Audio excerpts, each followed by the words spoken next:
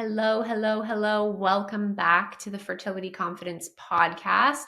A little housekeeping first. If you haven't joined us in bootcamp, we did start yesterday, July 22nd, but you can still come in, catch up, do what you need to do to start building out your fertility care plan. If you haven't registered, it's ttc.kelseyduncan.com/bootcamp. I almost messed that up, but that's what it is. And I'll pop that link in the show notes for you. It's hopefully only Tuesday when you're listening to this, so you can still come in and catch up on all the amazing information that we have planned for you over this next 5 days.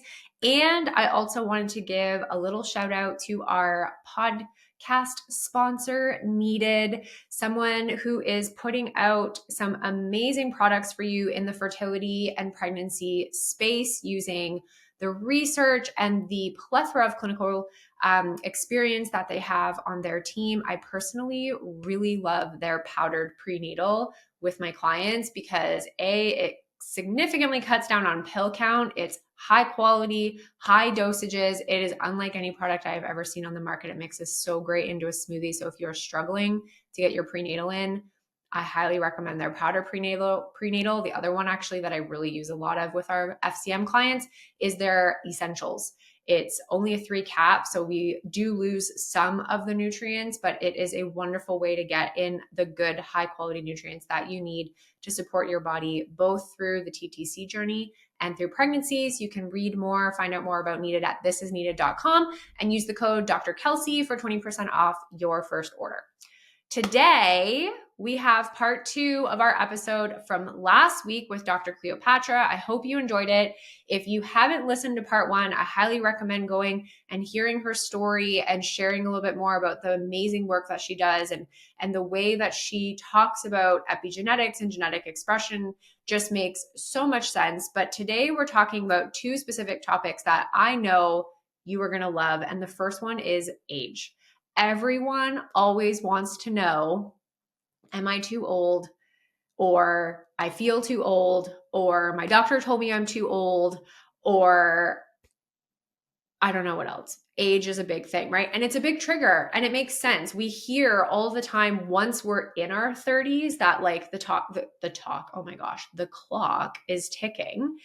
And I think Dr. Cleopatra shares a really beautiful understanding of age and its impact and some of the research and how she approaches and believes in age. And she's also a really wonderful success story of someone who did wait to have kids and had kids in their later 30s and early 40s. And it's possible, right? I mean, we see it all the time. We just watched Kourtney Kardashian.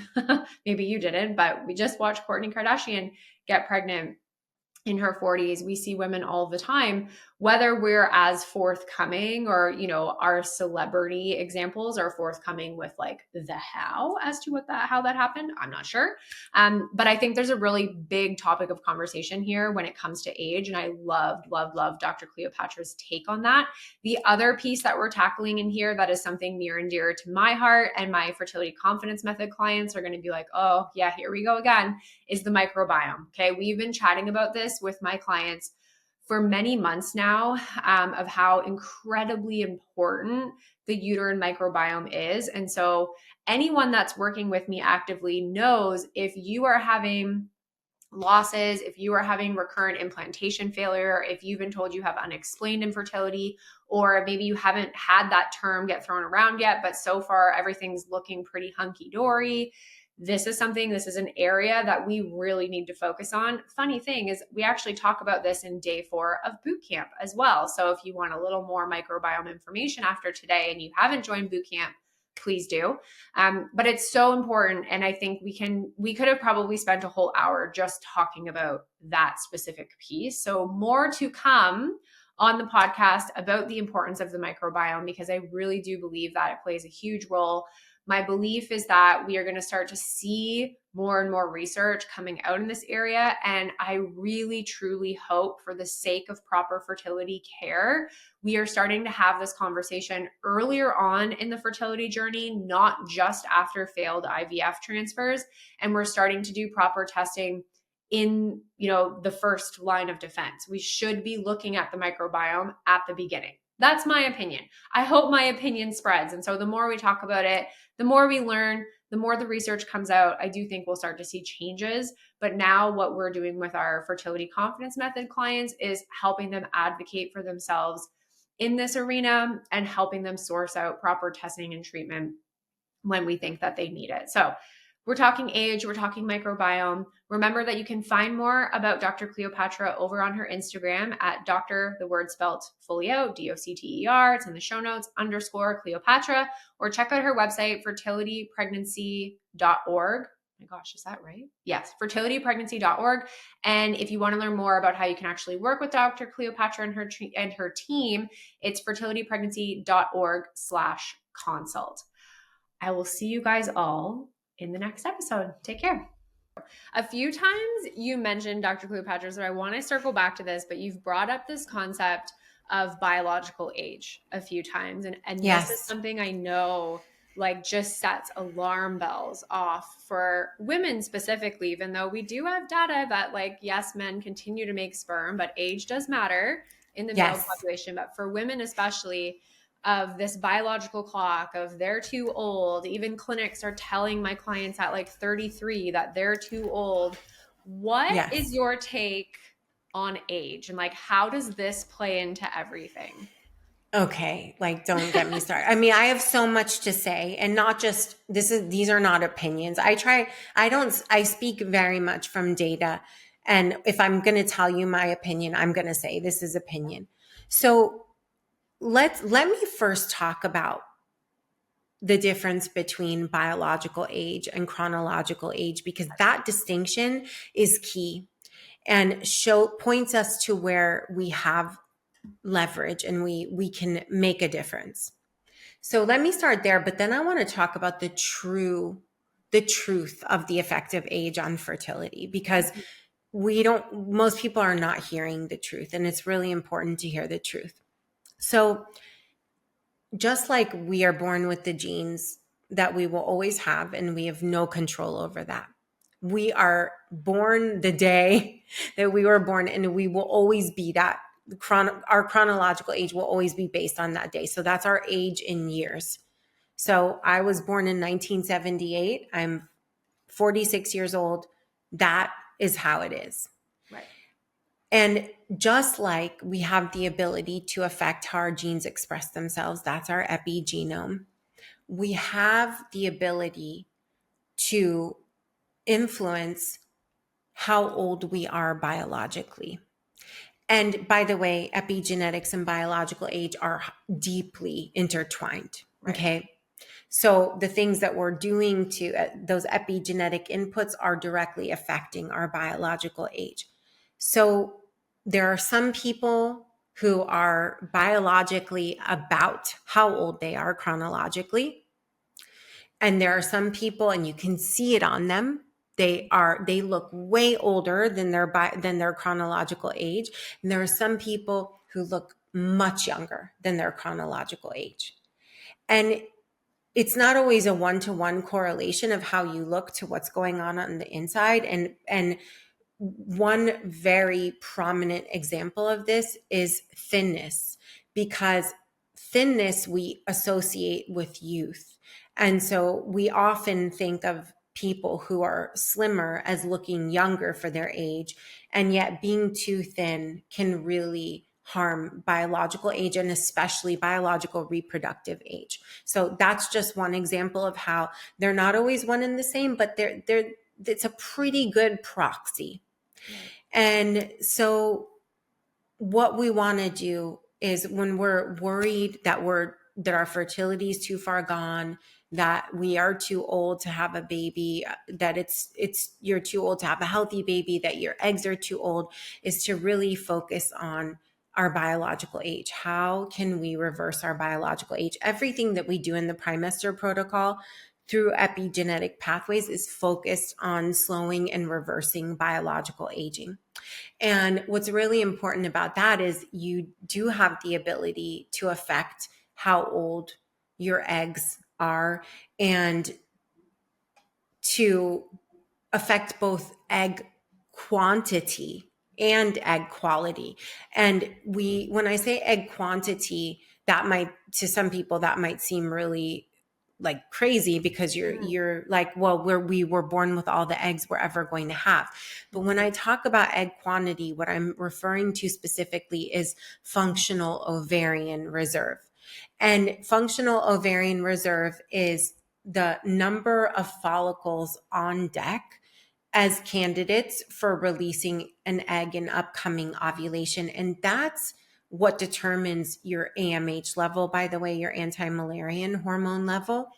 And so we see every day people coming into the Primemester Protocol and being able to increase their AMH level and correspondingly their antral follicle count and go on to get pregnant. Even women who started with AMH levels of essentially 0. So I just want you to know your fertility is not fixed. It's plastic, just like the brain is, meaning it has plasticity. It's malleable because you can change your biological reproductive age, which means you can change egg quality, you can change sperm quality, and you can change the quality of the uterus, the immune system, the digestive system, the brain, which is the most important fertility organ, by the way, because it instructs the ovaries and everything else. And the full fertility system. So that's what I mean when I say biological age. And I even if you're so afraid because of what your chronological age is, I want you to know that you still have a lot of power. Now, that being said, it's always going to be easier when you're younger. Okay. And there's a time of peak fertility. So being too young is not ideal either. But peak fertility is about 24 years old. But the thing is, most people these days at 24 years old in America and the Western world feel still like babies themselves, are still figuring so much out. I mean, I was in school until I was almost 32 years old. And then I was, on the tenure track since I was 31. So it's just, for most people, that's not a practical time to be having children. And yet, I want to say that part of the cultural shift in discourse is that we get to teach our children that it's okay to put family first, even when they're younger, if that's what they want. Because I had a really different belief. Because I had this big mission, this big purpose. And I also had this feeling like my mother died so I could live. I felt like I really had to justify my life in the space that I took up in the world. And I was like running for my life. And if I could go back and tell the younger me, like, you don't exist solely to contribute. I mean, that's a big part of your existence, but that's not the entirety of your existence. So I want to say that we always have the power to influence our biological age. And by the way, everything that we do for our biological age in service of fertility and having our super babies also contributes to longevity. So we always say, keep living your primester life so that you can put off perimenopause and menopause as long as possible, because if you achieve that, you statistically are much more likely to live longer. Yep. And by the way, centenarians are almost 4 times more likely to have had a child in their 40s. And that's because that same biological age underpinning is keeping them fertile longer and keeping them alive longer. So if somebody listening to us is like, I'm finished having children, this conversation is important for your broader health and longevity. And this is both males and females, not just for females. So that's biological age. And then there's my PSA, which is we should still be talking about the time of peak fertility and letting young people feel like they have the option of not only being focused on education and career if they have a desire to be a parent and, get married or a partner or whatever, have children on their own. So that's one thing. Now, let me talk about the truth about the effect of age on fertility. Age is the strongest predictor of fertility. Hands down. Scientifically speaking, the data are very clear. Now, nobody's looking at biological age except for us, so I'm talking about chronological age. Mm-hmm. That being said, age is also the strongest predictor of cancer and the strongest predictor of when someone dies. Mm-hmm. So we automatically, and almost every doctor out there automatically concludes that when you reach the age of 35 or 40, you've lost your fertility. But they don't automatically conclude that just because you turn 50, you're going to get cancer, or just because you turned 80, you're going to die, which is on average when the American woman finishes her life at 80 years old. And what we also know is that the effect of age on fertility is deeply inflated by a number of different pathways and variables. And here's one of the most important ones that nobody ever talks about. Most people are imperfect at preventing pregnancy at some point in their reproductive lives. Those people who had stronger fertility or were more fertile to begin with will have more than likely had an unplanned pregnancy before getting to 35 or 40 or 45, because most people are imperfect at preventing pregnancy. Those people who have been imperfect at preventing pregnancy at some point in their reproductive lives and have never had an oopsie, a surprise, probably had weaker fertility to begin with. So when they at 35, 40, 45 start seeking help because they're determined to have a baby, they're told that they can't have a baby because of their age, when more than likely their fertility was weak all along.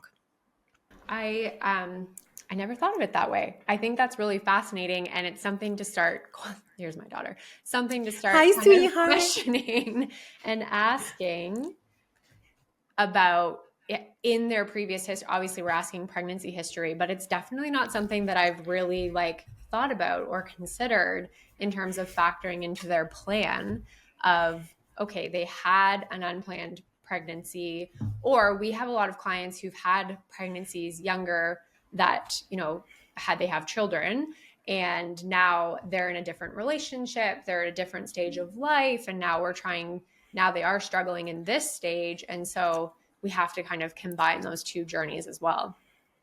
Well, in that case, it is more of an effect of age, more than likely, because they were able to have children when they were younger, and it's not happening as easily for them now. Or it can be the way they combine with their partner, which, by the way, accounts for at least 30% and probably more like 35 or 40% of fertility struggles, which is that the two individuals on their own look fine and it gets diagnosed as unexplained, but the way that they combine for whatever reason creates conditions of subfertility. Right. So it's, in that case, it's either the effect of age or the effect of the partner.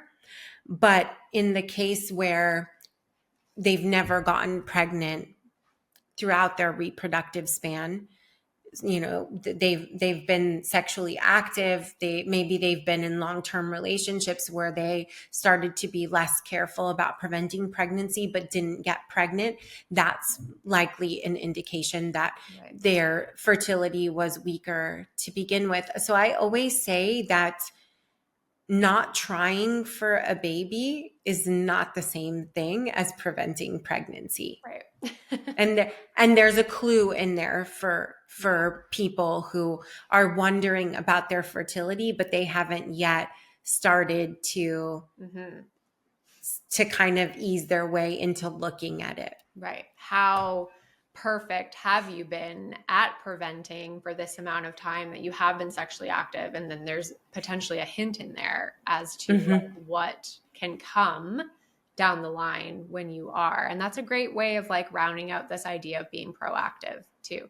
Not saying Absolutely. You should be uncareful if you are young and listening to this, but if you have that data from being a little uncareful in certain situations, then you at least have a little bit of information to kind of go off of.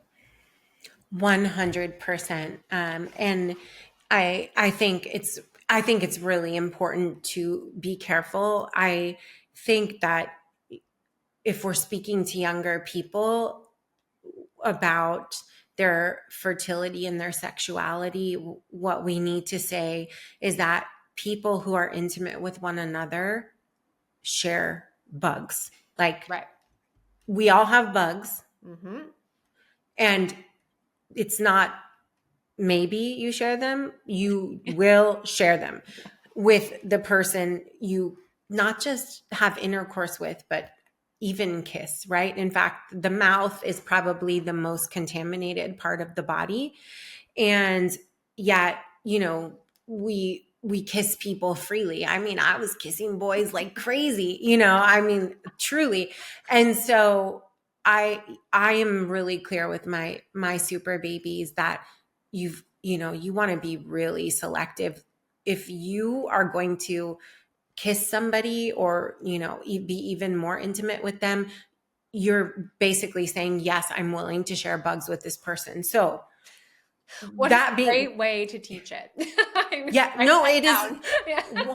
100%. So if you look at somebody, you're like, actually, I'm not sure I want your bugs. I want your Then you just need to be like, okay, I can control myself, right? And I know that's hard when the hormones are raging and they're tall, dark, handsome, beautiful people around, all the things, or whatever it is that you're drawn to. But it's really important. So practicing safe sex is so critical for people when they're younger, because I think the thing that you don't realize is like how sacred the space that will become your super baby's home is. Mm-hmm. That is the space that will grow and nourish and nurture your super babies when you're ready for them. So, protect and love that space and treat it like the queen, the king, whatever that it is. And so I'm in no way advocating for, being flexible about preventing pregnancy. I think we have to be very selective about who we're intimate with in the first place, and then really practice safe sex when you've made a decision to be with somebody. And I think it's really important to understand that if you haven't been perfect at preventing pregnancy and you've made it through your 20s, your 30s, and you're in your 40s, that if you are now experiencing fertility challenges, it is likely not just your age that's Right. at play. Yeah, that's a good point. I have been teaching and talking a lot about the microbiome in fertility confidence method, and I think this is a really good kind of quick segue into how important the uterine microbiome is. And I get a lot of clients that when we have these conversations, it's an immediate like, well, I've only been with this person, or we've gotten tested. Like, it's an immediate concept and idea of it's STIs or STDs that we're talking about, but there's so many other factors in terms of good and bad bacteria and dysbiotic overgrowth in the microbiome. And I'm so excited we're starting to see more data and more research about chronic endometritis and the uterine microbiome in general, and how that plays a role in implantation and miscarriage risk. But could you speak really briefly just on this concept of bugs essentially in the microbiome in the uterine cavity, and how that plays a role in terms of your fertility? Yeah, well, so this is really interesting because we know the microbiome plays an important role in male and female fertility. And when we hear the microbiome, we often think of the gut, but it's really throughout the body, and the vaginal microbiome plays an important role. And one thing that we now know is that so much of pregnancy, I don't know if I would say so much, but there's a significant percentage of adverse pregnancy outcomes that are the result of issues with the microbiome and also specific types of bacteria. And so one example is bacterial vaginosis. And it's not typically considered a sexually transmitted infection, but it does get passed back and forth between sexual partners, which is really important to know because it can be, let's say it gets treated in the woman, but it keeps coming back. Well, it might be that it's because it's being passed back and forth. And we know that a certain number of, especially preterm birth cases, are the result of bacterial vaginosis. It's also possible that certain yeast and other things can be passed back and forth. So that's what I mean about, sharing bugs. And it's not whether you will, but you will. It's not whether. It's like, is this okay for me?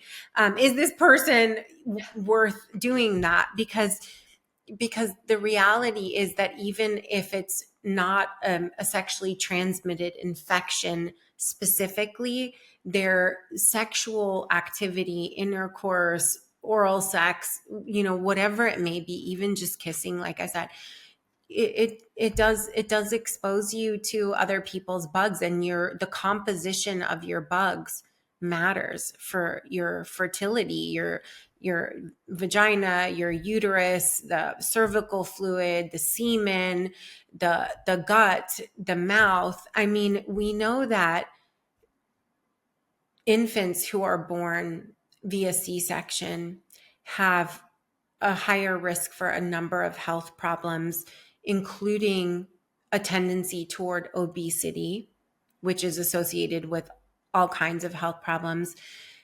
And we have recently learned that part of what accounts for this is lack of exposure to beneficial flora in the mother's vaginal microbiome and through coming through the birth canal. That's how powerful these bugs are. And the other thing to know about bugs is that we have trillions of human cells, but we have as many or even more bug cells in us, which means that our microbiome is actually considered our second genome and our second epigenome, because the trillions of cells from these bacteria, these flora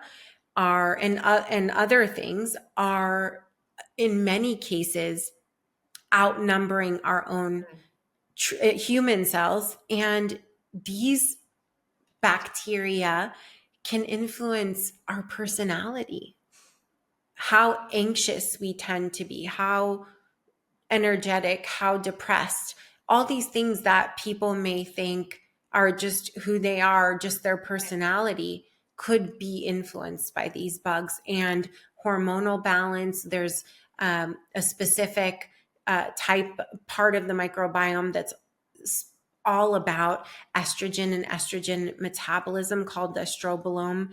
I mean, it's just incredible how far reaching the impacts are. Yeah, it's amazing. I feel like I could probably ask you 1,000 more questions, but I've kept you long enough. How I end every episode is two things. Let us know where we can find more about you and all the amazing things you're doing in the fertility community. Thank you so much. So if you need immediate help, you should go to fertilitypregnancy.org/consult. If you just want to start learning from us or learn more from us, you can DM us on Instagram or Facebook, and we'll send you some free resources, or you can go to our website, fertilitypregnancy.org, and right at the top, you can download our checklist, which gives you some actionable tools you can start implementing right away to start to improve your fertility, get you ready for pregnancy, and start laying that strong epigenetic foundation for your super baby, which is just, it's not a designer baby. I think you know that by now, but it just means the healthiest, happiest, brightest, most well-adjusted, most neurocognitively strong and resilient baby that you can possibly have, given your genome and your epigenome and that of the other person providing DNA for your baby. Amazing. So that's where you can find us. Awesome. I'm going to make sure all that's in the show notes. And then as we wrap up here, what is just one piece of advice you'd love to leave for listeners? I would say that I know that there are a lot of gurus out there today who make things look really easy and who are spreading the message that things should happen with ease. And if it's not happening with ease, then maybe it's not right or it's not worthwhile. I just want to say that so much of the beauty that I so thankfully and gratefully enjoy in my life today, my hubby, my 3 super babies, my companies, the beautiful impact that we get to make in the world, the super babies all over, have required of me tremendous courage and tremendous resilience. They have not come easily to me. I mean, getting pregnant, being pregnant, all of that was easy. But the way I invest in raising my super babies, that's not for the faint of heart. I am all in, like in a big way. And so I just want to say, be courageous in going after what it is that your heart and soul want, including your super babies, but everything that you want in life, and be resilient, because just like it's not a matter of whether we will share bugs, it's also not a matter of whether there will be ups and downs. And the bigger you play and the bigger you live, the more the ups and downs. So be courageous and build your resilience muscle, and teach your super babies to build their resilience muscles as well. That's my advice. I love that. I think I love the idea of just courage. And I think that really goes well with our whole conversation for women who've maybe already been told they're too old, they waited too long, there's nothing else they can do. Like, it's going to take a lot of courage to fight through that noise and that limiting belief that's being put on you, when the reality is that there are other options in terms of support. So thank you so much. Like I said, I feel like we could have chatted for much longer. So I appreciate you coming on and sharing all of your amazing, amazing wisdom with me. I'll make sure everyone gets the info in the show notes, and hopefully we can connect again soon. Thank you, Dr. Kelsey. It's been so beautiful. And I would love to continue this conversation on our podcast, which will be launching Preg Talk. So we'll be sending you an invite so that we can keep talking, because I agree, we have so much more to talk about. Thank you. I love that. And thank you, everybody, for being here with us today.